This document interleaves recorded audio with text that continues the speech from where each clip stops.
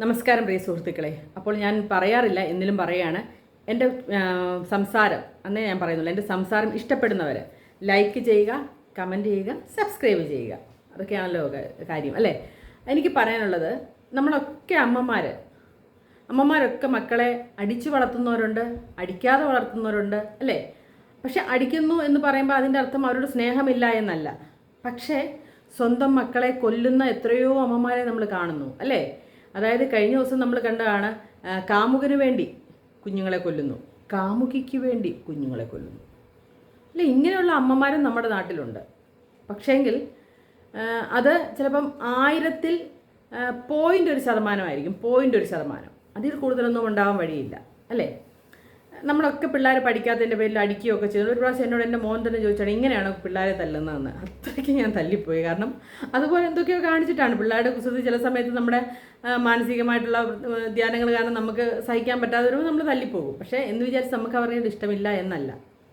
പക്ഷേ എന്നാലും ചില കാര്യങ്ങൾ ക്രൂരത കൂടി പോകുമ്പോഴാണ് അത് പൊതുജനങ്ങളിൽ ചർച്ചയാവുന്നത്. കഴിഞ്ഞ ദിവസം കണ്ട അനുപമ എം ആചാരി എന്ന് പറയുന്ന ഒരു ഈ പറഞ്ഞ ABC മലയാളം ചാനലിൽ ഒരു അവതാരകയായിരുന്നു. അവർക്ക് ഉണ്ടായ ഒരു വിക്ഷോഭത്തിൻ്റെ പേരിൽ ഇപ്പം ആ കുട്ടിയുടെ മാനസികാവസ്ഥ നമുക്ക് മനസ്സിലാവും അല്ലേ. അതിനെ ഉപദ്രവിച്ചത്, അതിന് സഹിക്കാൻ പറ്റാത്ത കാര്യം അതിൻ്റെ അമ്മ ചെയ്തപ്പോൾ അത് അതിനെതിരെ പ്രതികരിച്ചു. അപ്പം ആ സ്ത്രീയും അതിൻ്റെ അമ്മ കൂടെ ഉണ്ടായിരുന്ന കൂട്ടുകാരനും കൂടിയാണ് അതിനെ ഉപദ്രവിച്ചത്.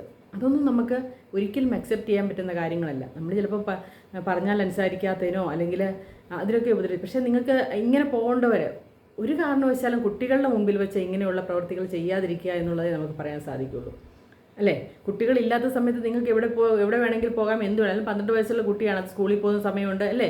അങ്ങനെയൊക്കെയുള്ള സമയം അവർക്ക് തിരഞ്ഞെടുക്കാം. പക്ഷേ ഈ കുട്ടിയുടെ മുമ്പിൽ വെച്ച് ഇങ്ങനെയുള്ള കാര്യങ്ങളൊക്കെ ചെയ്യുമ്പം ഒരുപക്ഷെ ആ കുട്ടിയുടെ മാനസിക നില തന്നെ തെറ്റാം അല്ലേ. അത് വളർന്നു വരുന്ന രീതി പോലും ചിലപ്പോൾ മാറിപ്പോകാം. ഇതൊന്നും നമ്മൾ ചിന്തിക്കാതെ ഓരോരോ കാര്യം, അതായത് വളരെ പ്രായം കുറഞ്ഞൊരു പെൺകുട്ടിയാണ്, അതിനെ വളരെ ചെറുപ്പത്തിലെ ഈ കുഞ്ഞിനെ തന്നെ വളർത്തുന്നതാണ്. അതൊക്കെ നമുക്ക് സമ്മതിച്ചു കൊടുക്കാം. അതിന് മറ്റൊരാളോട് ഇഷ്ടം തോന്നാം, ഇതൊന്നും നമ്മൾ എതിരല്ല. പക്ഷേങ്കിൽ ആ കുട്ടിയുടെ മുമ്പിൽ വെച്ച് ഇങ്ങനെയുള്ള കാര്യങ്ങൾ ഒഴിവാക്കി, അതിനൊരു പ്രായം അല്ലേ, അതൊക്കെ മനസ്സിലാവുന്ന ഒരു പ്രായം എത്തുന്നവരെ അല്ലേ, അതിൻ്റെ മാനസികമായിട്ടുള്ള ബുദ്ധിമുട്ടുകൾ ഒഴിവാക്കത്തക്ക രീതിയിൽ ഇതൊക്കെ നിങ്ങളുടെ പ്രണയവും നിങ്ങളുടെ സംബന്ധിച്ച കാര്യങ്ങൾ മുമ്പോട്ട് കൊണ്ടുപോകുന്നതാണ് നല്ലത്. ഇതിപ്പം അവരുടെ ജീവിതവും ഒരു പരിധിവരെ ഏതൊക്കെ രീതിയിലായി ഇന്ന് നമുക്ക് ചിന്തിക്കാവുന്നതേ ഉള്ളൂ അല്ലേ.